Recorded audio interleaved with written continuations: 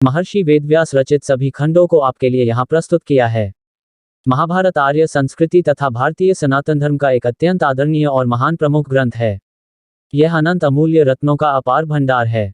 भगवान वेद व्यास स्वयं कहते हैं कि इस महाभारत में मैंने वेदों के रहस्य और विस्तार, उपनिषदों के संपूर्ण सार, इतिहास, पुराणों के उन्मेष और निमेष, चातुर्वर्ण्य के विधान, पुराणों के आशय, ग्रह नक्षत्र तारा आदि के परिमाण, न्याय, शिक्षा, चिकित्सा, दान, पाशुपत, अंतर्यामी की महिमा, तीर्थों, पुण्य देशों, नदियों, पर्वतों, वनों तथा समुद्रों का भी वर्णन किया है। अतएव महाभारत महाकाव्य है, गूढ़ार्थमय ज्ञान विज्ञान शास्त्र है, धर्मग्रंथ है, राजनीतिक दर्शन है, निष्काम कर्मयोग दर्शन है, भक्ति शास्त्र है, अध्यात्म शास्त्र है, आर्यजाति का इतिहास है और सर्वार्थ साधक तथा सर्वशास्त्र संग्रह है।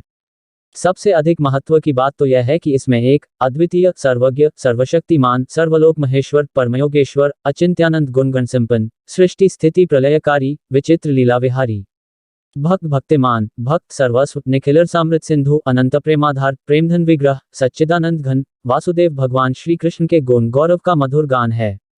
इसकी महिमा अपार है। औपनिषद ऋषि ने भी इतिहास पुराण को पंचम वेद बताकर महाभारत की सर्वोपरि महत्ता स्वीकार की है।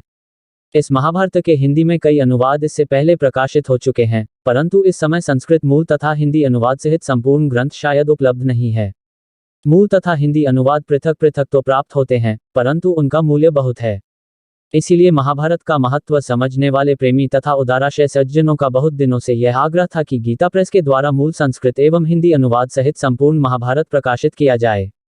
इसके लिए बहुत दिनों से प्रयास भी चल रहा था। कई बार योजनाएं भी बनाई गईं, परंतु सत्कार्य प्रारंभ का पुण्य दिवस तभी प्राप्त होता है जब भगवत कृपा से वैसा अवसर प्राप्त हो जाता है। बहुत दिनों के प्रयत्न के पश्चात अब वह सुअवसर आया है और महाभारत का ये प्रथम खंड आपके हाथों में उपस्थित है। महाभारत में आया है कि भगवान व्यासदेव ने 60 लाख श्लोकों की एक महाभारत संहिता का निर्माण किया था। उस समय महान ग्रंथ के 4 छोटे बड़े संस्करण थे। इनमें पहला 30 लाख श्लोकों का था, जिसे नारद जी ने देवलोक में देवताओं को सुनाया था। दूसरा 15 लाख श्लोकों का था, जिसको देवल और असित ऋषि ने पितृलोक में पितृगणों को सुनाया था। तीसरा जो 14 लाख श्लोकों का था, शुकदेव जी के द्वारा गंधर्वों, यक्षों आदि को सुनाया गया और शेष 1 लाख श्लोकों के चौथे संस्करण का प्रचार मनुष्य लोक में हुआ।